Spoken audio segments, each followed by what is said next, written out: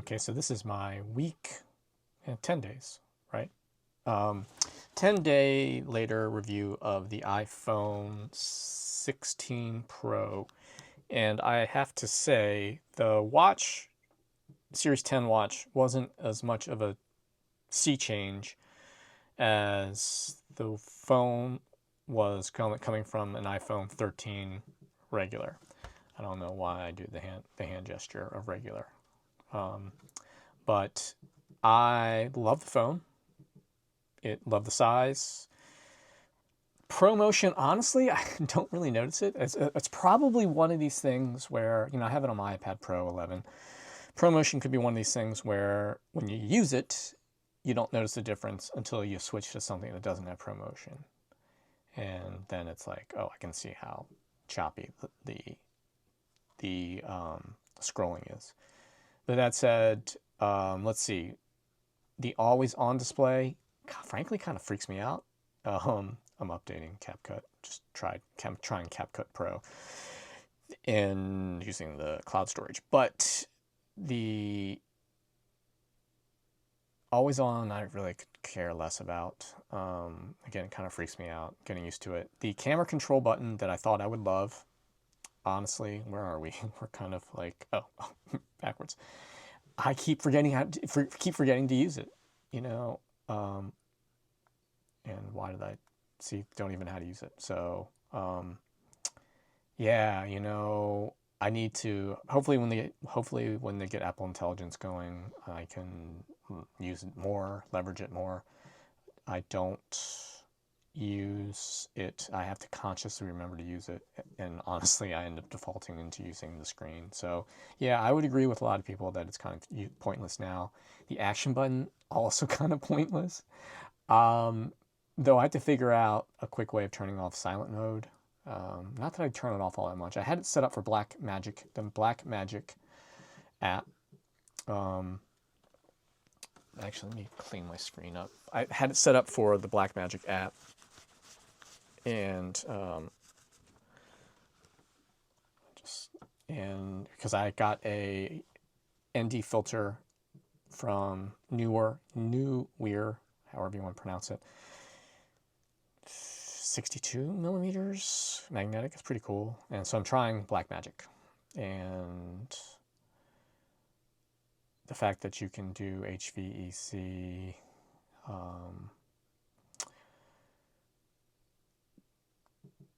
we even have, what are we doing here?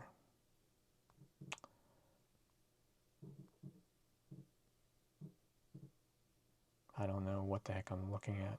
Oh yeah, okay, so I have Apple log and HVEC H2.265. Why I'm just having a brain fart. It's late in the day. And just playing around with Blackmagic. So I had the action button set up for Blackmagic and was just using that. But I just kept inadvertently hitting it, though I guess you have to hold it down for it to, yeah, like there. For now, I've set it back to silent. I'll have to dig in and see other examples of people how they're using the action button. Frankly, it's not that big of a deal. But the phone's great. Camera's great. Camera is awesome. One thing I do like is its ability to go into the macro mode. I don't know if it'll. Oh, it's already in macro mode because I guess there's, yeah. So you saw it there, the flower disappearing. That was, I guess, in the earlier phones. 15s had it, but for me it's huge because the iPhone 16, my iPhone 13 regular one did not have that feature, and I just love how it just switches into the macro mode and out and in. Though the shifting can be jarring sometimes. And I take a lot of pictures of flowers in my garden, and this is dope. It gives me some great, great, great photos. Love the camera. The weight, honestly, I need to double check the specs. It's actually kind of heavy, and I've got a fairly thin case on it. I do like this case. It's nothing fancy, but I like the thickness, the protection it affords. The MagSafe works great. In fact, it's a little more robust as far as the metal than my other case, and I like my other case. Let's see, what else do I like about this? The processor is snappy. Whether or not do I notice that? Possibly.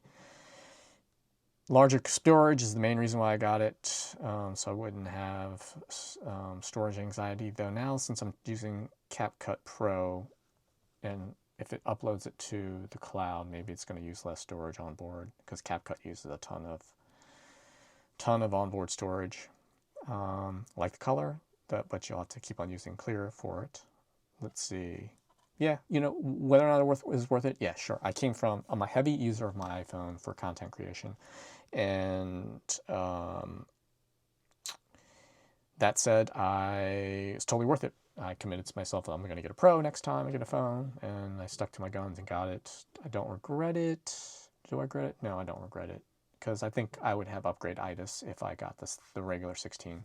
Though, man, the regular 16 is a slamming deal. I mean, if you want a great phone, that thing, for the money, you cannot beat it.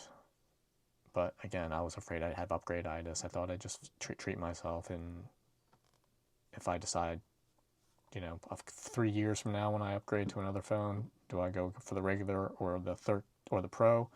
We shall see. Or if there's even this Air version that they're talking about, we'll see.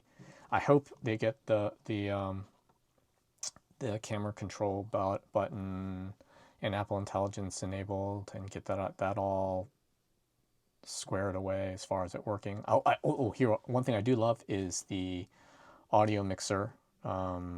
When you film something using the camera and its microphone, and a microphone, since there's 4 of them, if you use an external mic like I was doing, it obviously doesn't work because it doesn't have all 4 microphones to work off of. But when you do it, when you utilize it, it is cool, because you can switch between in front. So if you're talking in front, doing a talking head thing on video, like I do with my awesome dad jokes, the camera software, audio mix software, will be able to use the microphone that was front facing or camera facing, and be able to block out all the noise. And I did that with one. I did a dad joke and forgot that you had that feature, and was screwing around with CapCut and realized, like, with their AI, and was realizing you could just use what's baked in here and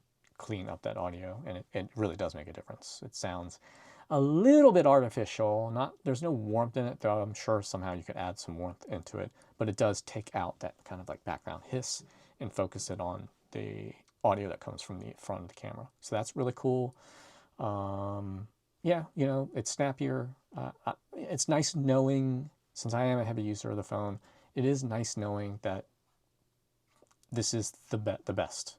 So any like lag that happens with me using it, with me switching through apps or booting things up or whatever, I know that that's what it's going to be. And that it's not because, like, oh crap, you didn't get the A19 or 18, whatever processor is in here, Pro version, and even the specs have shown that the difference between that A18 and the Pro is, for most people, is nominal. And I don't game.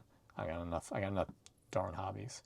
But here, yeah. So it's a great phone. If you got the extra few $100, I would get it.